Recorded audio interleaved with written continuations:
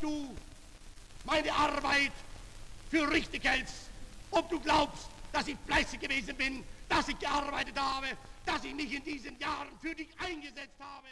Few names in history evoke the kind of immediate, certain disgust, especially the name of the Nazi leader, Adolf Hitler.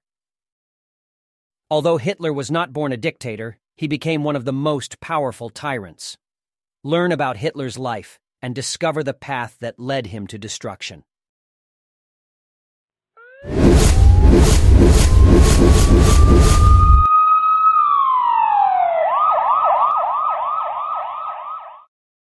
Birth and childhood.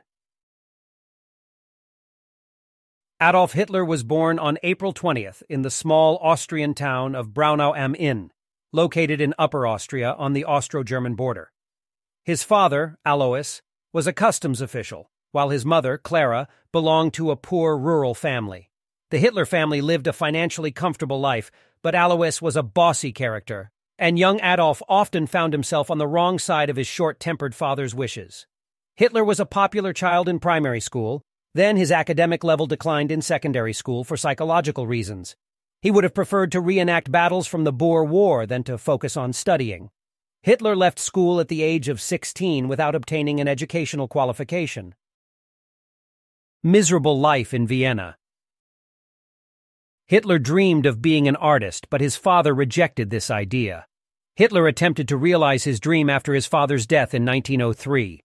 He applied to the Vienna Academy of Fine Arts but was quickly rejected in October 1907. Shortly after that, Hitler's mother, whom he loved very much, died. Adolf moved to Vienna, where he led a precarious bohemian life, sleeping in homeless homes and drawing postcards. It was in Vienna that he began to develop many views, which later shaped his ideology and his desire to unite Germany and Austria. The anti-Semitic policies of the mayor of Vienna, Karl Lueger, were particularly influential in Hitler's thoughts. Fighting for the ancestral land. Hitler hated the multi-ethnic composition of the ruling Habsburg Empire in Austria. He traveled to Munich in 1913, determined to avoid military service. He was keen to prove his loyalty to Germany, and in August 1914, the world plunged into a war the likes of which it had not seen before. Hitler quickly joined the military and finally found his calling in the army as a locus of cause in which he could fully define his identity. Hitler received the Medal for Bravery twice during his service in France and Belgium. In 1916, he was wounded in the Battle of the Somme, one of the bloodiest battles of the war. He distinguished himself by the shape of his mustache, which he calls the toothbrush mustache, during his treatment in Germany. A stab in the back. Hitler was wounded for the second time in the aftermath of a British gas attack.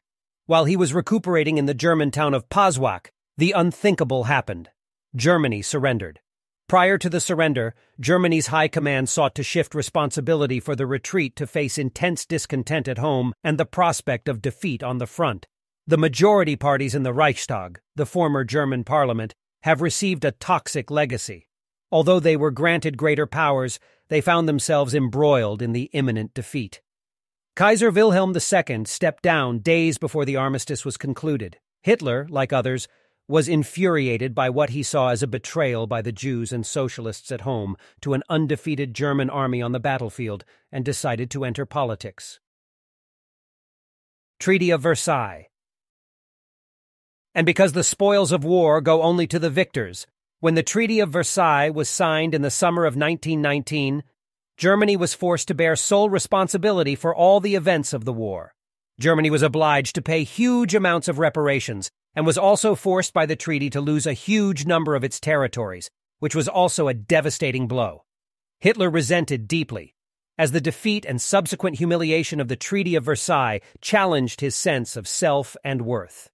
Adolf Hitler, still serving in the army, was sent to report on an emerging far-right group called the National Socialist German Workers' Party, later renamed the Nazi Party. But when Hitler found himself coming to terms with the party's anti-Semitic nationalist beliefs, he joined its ranks. Commander Führer. Hitler's oratory skills helped him rise rapidly through the ranks of his new party, and in February he spoke to a crowd of about 6,000 in Munich.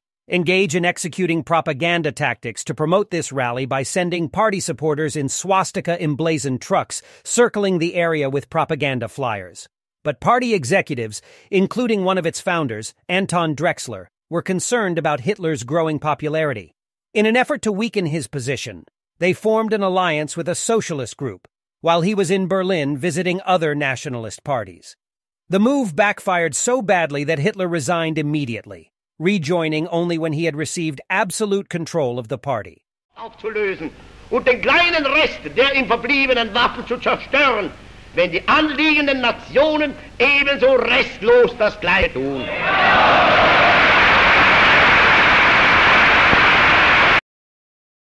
The failed beer hall coup. Germany's government was on the brink of collapse, and hyperinflation drove the price of a loaf of bread from 250 marks to 200 billion marks by November. Seeking to start a revolution, Hitler and his SA, a disparate group of far-right paramilitaries, stormed a meeting of Bavarian Prime Minister Gustav von Kahr's businessmen at the Beer Hall Club in Munich on the 8th of November. Kahr was forced at gunpoint to pledge support. The next day, Hitler led a crowd of 3,000 men into the streets, but the police were waiting for them. 16 Nazis and 3 policemen died in the violence resulting from the clashes between the police and those crowds, and Hitler was arrested and sentenced to 5 years in prison for treason. Mein Kampf book by Adolf Hitler.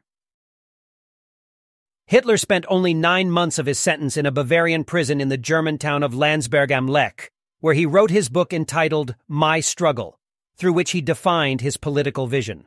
For Hitler, the state was not an economic entity, but a racial entity, after which he declared the supremacy of the white Aryan race while continuing to direct harsh criticism of the Jews, whom he considered parasites. He stated that the process of eliminating them should be a bloody operation. Mein Kampf also outlines the basic principles of Germany under Nazi rule, which are military expansion, the eradication of polluted races, and the imposition of absolute tyranny. The book made Hitler's views more popular after its publication in July 1925. At the same time, Hitler first met a 17-year-old German Catholic girl named Eva Braun. Germany's leader Hitler, now a German citizen, led the Nazis to become the largest party in Germany, with support gaining more than 37% of the vote in the July 1932 elections. German President Paul von Hindenburg's concern about growing communist support convinced him to give Hitler the chancellorship in January. Hitler quickly consolidated his power and by March had absolute autocratic powers by pushing for the ratification of the Enabling Act, which allowed him to pass laws without the approval of the Reichstag. Political parties, organizations, and unions not associated with the Nazis were soon dissolved. But Hitler still needed the support of the army to realize the vision he set out in Mein Kampf. Appeasement and expansion. As Hitler pursued his vision domestically, he set his sights outside Germany's borders. Regional expansion was the next goal on his agenda. Hitler led Nazi forces to victory in the invasion of Austria in March, achieving his goal of annexing the country of his birth and the country he ruled. His next goal was to annex the Sudetenland in Czechoslovakia. Hitler pressed for his demands because he was convinced that neither British Prime Minister Neville Chamberlain nor his French counterpart Édouard Daladier wanted war. Indeed, Hitler's demands were met at a conference organized by Chamberlain in Munich. Nazi forces advanced towards Czechoslovakia and seized the Sudetenland. Gambler. Encouraged by his success in Munich, Hitler began looking east at Poland, but first he had to make a deal with Joseph Stalin's Soviet Union, also known as the USSR. Hitler was willing to put aside his hatred of communism for the sake of strategic gain, and the two powers signed the Soviet-German-Nazi Non-Aggression Pact in late August. Thinking his way was clear, Hitler launched the invasion of Poland on September 1st.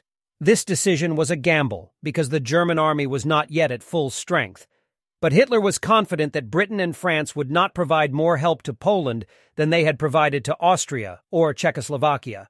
But he was wrong, as Britain and France declared war on September 3rd. Hitler's revenge. Although Hitler lost the gamble of British and French intervention, He was winning the war. Poland fell quickly. The German army's blitzkrieg tactics, which relied on the element of surprise and swift offensive operations, destroyed everything in front of them. When France surrendered on June 17th, Hitler avenged the German defeat that had occurred more than 2 decades earlier. Hitler ensured that the French surrender agreement would be held in Compiègne, in the same train carriage in which Germany was forced to sign the armistice at the end of World War I. There is a memorial to that day that reads, "Here on November 11th, 1918, criminal pride surrendered to the German Empire." And now Hitler stands triumphant at the place that witnessed Germany's greatest humiliation. New enemies. Despite the Nazi-Soviet treaty, Hitler never gave up his strong hatred of communism, and his ultimate goal was always to extend territorial expansion into the East. He was deeply suspicious of Stalin and initially planned to complete the subjugation of Western Europe before turning it into the Soviet Union. When the Soviet forces occupied the Baltic states, he decided to start the invasion and was convinced that the Red Army could be defeated in a matter of months. But he was wrong. He exacerbated this mistake by declaring war on another powerful enemy, the United States of America. Wrong turn.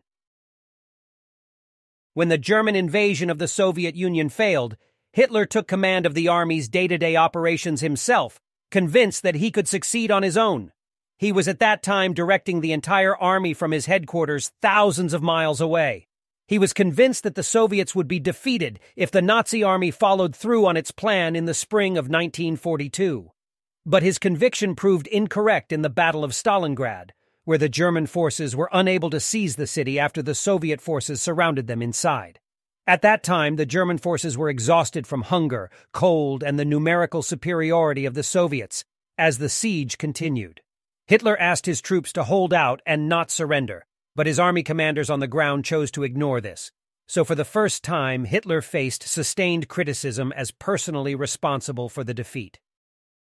Failure to fulfill obligations. Hitler's intransigence led to the retreat of German forces in the East, and his skepticism and refusal to negotiate cost Germany dearly in the West.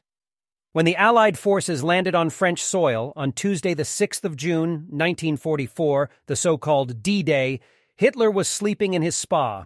Army commanders cannot make important decisions without his permission, nor can they move crucial tank units, which might have delayed the Allied invasion until he wakes up. The Allied landings were successful.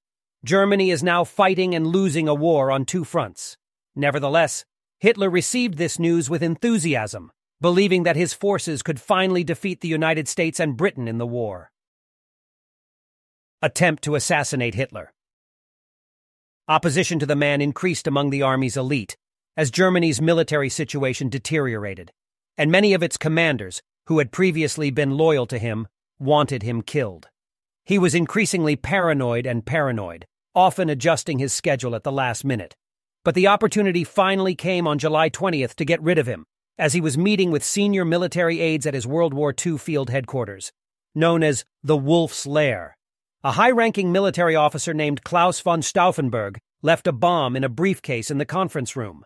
The bomb exploded at 12:42 p.m., killing a clerk and 3 officers. But Hitler was lucky to escape with minor injuries, as he protected himself from exposure to the full force of the blast by means of an oak table. How did Hitler die? When Soviet forces surround Hitler's bunker in Berlin, the Nazi leader accepts the inevitability of his defeat and sets out to implement his plan to end his life. Hitler married Eva Braun, who was by his side for 11 years. Early in the morning of April 29th, the next day, shortly after 3:30 p.m., the couple committed suicide by ingesting cyanide.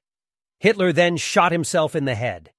In this way, the life of the man who single-handedly led the world to the brink of destruction and responsible for causing untold suffering would have come to an end.